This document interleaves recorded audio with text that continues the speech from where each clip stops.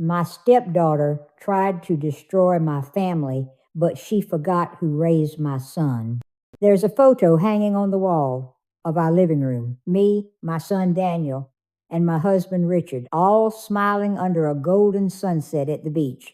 I'm holding a cone of vanilla ice cream. Daniel's laughing with chocolate smeared on his cheek, and Richard's hand is on my shoulder. It was taken 10 years ago, the last summer before Richard passed, the last summer that felt warm. I still look at that photo sometimes and wonder how everything could change so quietly, how love could turn into calculation, how family could become a battlefield, not with guns or shouts, but with silence, with words carefully chosen, and with lies that sounded like truth. My name is Evelyn Hart. I'm 58 years old. I raised my son alone until I married Richard when Daniel was 12. For 18 years, I believe we built something unshakable, a home, a legacy, a future. Then came Claire. Claire is Richard's daughter from his first marriage, his only child. She was 22 when we married, living across the country. But when her mother passed, she moved in with us to be closer to family. She was beautiful, polished, always dressed like she was going to a board meeting or a gala. Tall, with dark hair that fell like silk, and a smile that could disarm a judge. She called me Mom Evelyn, so polite, so respectful. She'd hug me when she came home, bring me tea just because, and say things like, "You've done so much for us. I really admire you." I believed her. I wanted to. But something in her eyes, something just behind the warmth, never reached me. Like the smile was a mask, and the mask had been on too long. Daniel didn't trust her from the start. He'd say, "She's too perfect, Mom. No one's that nice all the time." And I'd laugh. Maybe she's just glad to have a family. But families aren't just blood or shared surnames. They're trust, they're sacrifice. And Claire, I began to realize, didn't believe in either. It started small, a missing checkbook, then a bank statement with a $3,000 transfer to an unknown account. I thought I'd made a mistake. I blamed myself. Then Claire mentioned casually over dinner, "I noticed Daniel still uses the old family trust for his business. That's sweet, but outdated, don't you think?" I froze. That trust, the Evelyn and Richard Hart Family Trust, was set up to fund Daniel's HVAC startup. Richard had insisted, "That boy's going to build something real," he used to say. "We give him roots so he can grow." Claire stirred her soup. "I just think it's strange. He gets all that money, but I'm stuck applying for grants just to finish my master's in psychology." I looked at Daniel. He was quiet, spooning rice, avoiding my eyes. "Claire," I said gently, "your father left you his life insurance, and the house is in both your names now." She smiled. "I know. I'm grateful.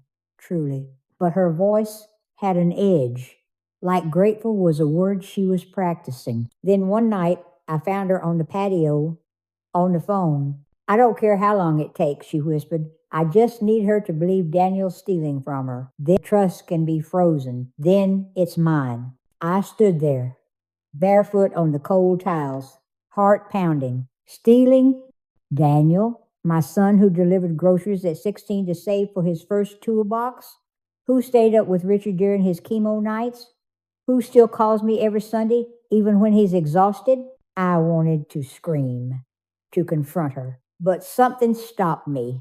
Instead, I sat down and I started watching, really watching. The next few weeks, I became a ghost in my own home. I listened. I noticed. I saved emails. I asked my accountant to audit the trust. And what I found broke my heart. Claire had been falsifying invoices, claiming mental health therapy and career counseling services that didn't exist. She'd rerouted over $47,000 from the trust into a private account under a shell company, Hartwell Consulting, all in the name of supporting the family. Meanwhile, Daniel, my proud, stubborn son, had only withdrawn the bare minimum to keep his business alive. He'd even repaid $15,000 early, refusing more help. "I don't want it to depend on the past, Mom," he'd said. I want to build my own. But Claire played the victim. At family dinners, she'd sigh. Daniel's so lucky. He gets the legacy. I just get memories. Once, she even cried in front of me. I feel like an outsider, like I don't belong. I almost believed her, but then one rainy Tuesday, Daniel came over.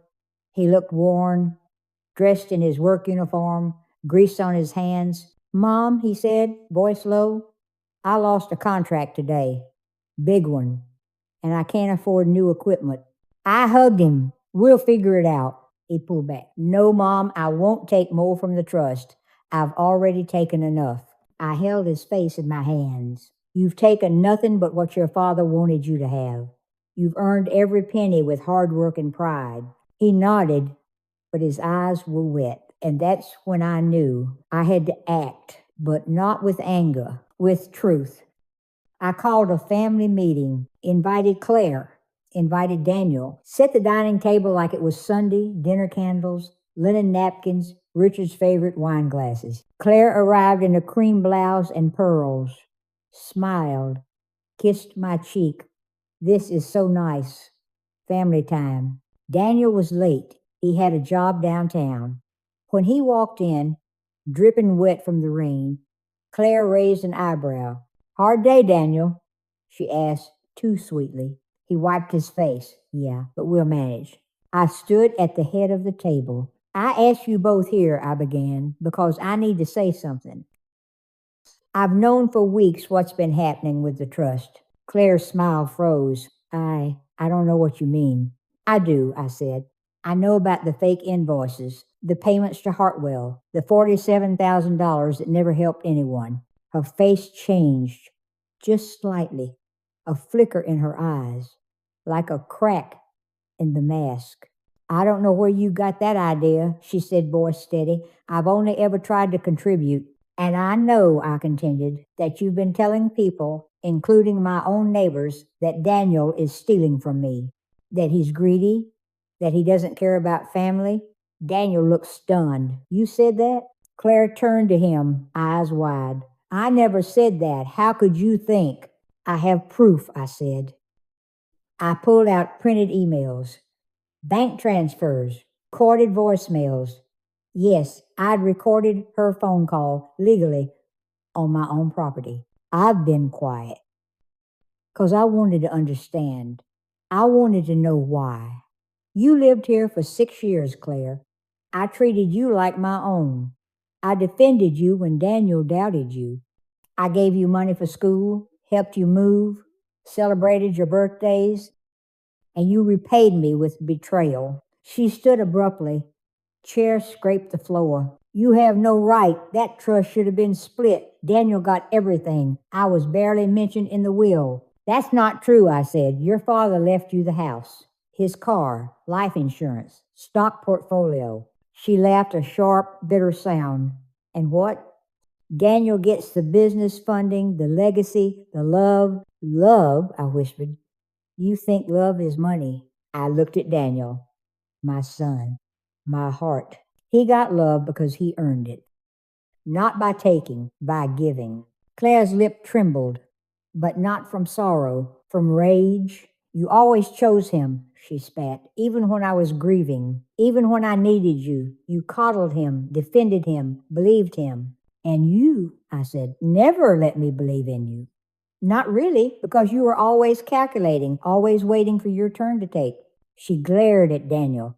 He doesn't even care about this family. He's out there building his empire while I stayed, Daniel said suddenly. Quiet, but firm. Claire blinked. I stayed when Dad was sick, Daniel continued. I drove him to chemo. I sat with him at night. I held his hand when he died. Claire opened her mouth, but no words came. You left, Daniel said. 3 days after the funeral. Needed space, you said. Mom called you for months. You barely answered. She stepped back. That's private. No, I said. It's truth. I walked to the mantel, picked up a small black box. I found this in Richard's desk after he passed. I said, it's a USB drive labeled for Evelyn if needed. I plugged it into the laptop, played the video. There was Richard pale, thinner, in his hospital robe, but smiling. Evelyn, he said, if you're watching this, something's wrong. Maybe Claire's in trouble. Maybe she's hurting. But I need you to know I left Daniel the trust because he proved something to me. Loyalty, sacrifice. Claire loved me, Richard said, but she always wanted more. When her mom died, she asked for money not to grieve, but to move. When I got sick, she visited once a month, but only when it was convenient. Daniel looked down. Claire stared at the screen, frozen. But Daniel, Richard continued, he showed up every day. He fixed the porch when it rained. He cooked for you both. He made me laugh when I was scared. A tear slid down my face. I know you want to be fair, Richard said, but fairness isn't division, it's justice. And if Claire ever tries to take what's meant for Daniel, know this. I trusted him because he earned it, not because of blood, because of heart. And the video ended. The room was still. Claire stood there, not crying, not speaking, just exposed. Finally, she whispered, you kept this from me? I didn't know it existed until last week, I said. But even without it, I'd have known the truth. She looked at Daniel. You really did all that? He shrugged. He was my dad, not by blood, but by love.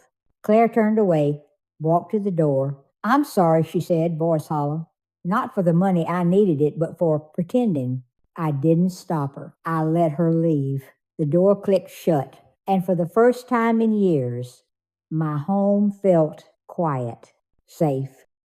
2 weeks later, I got a letter from Claire, handwritten, Dear Evelyn, I'm not asking for forgiveness. I don't deserve it. But I want you to know I've transferred all the money back, every dollar. I've closed Hartwell. I'm moving to Portland, starting over. I thought I was owed something, a legacy, a name, a fortune. But I realize now you don't inherit family, you earn it. Daniel did. You did, and I didn't. Thank you for showing me the truth, even when it hurt. Claire, I held the letter. Read it 3 times. Then I called Daniel. We sat on the porch that night, stars above us, the same spot where I'd heard Claire plotting. You think she'll be okay? Daniel asked. I hope so, I said. Everyone deserves a second chance, but not at the cost of someone else's heart. He nodded. I learned something too, Mom, that loyalty, it doesn't always shout. Sometimes it just shows up with soup, with tools, with silence when you need it. And I smiled just like your father. He looked at me. No, like you. Long pause. Music swells soft.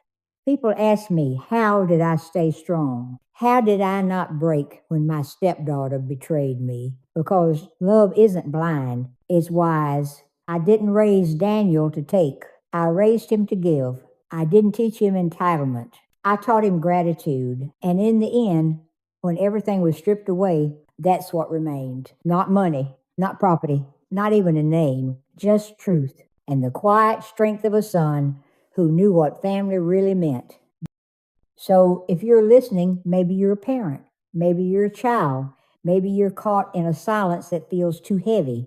Remember this, manipulation wears a smile, but loyalty wears action. Betrayal speaks in whispers, but love speaks in sacrifice. And no matter how clever the lie, time always reveals the heart. You don't need to fight for your place in a family. You just need to live in a way that proves you've always belonged. Because the ones who truly love you, they're not keeping score. They're just showing up. Just like I did.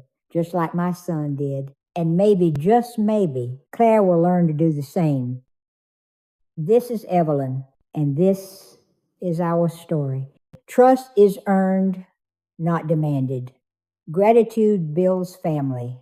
Not money, not blood, but the quiet, daily choice to love without keeping score.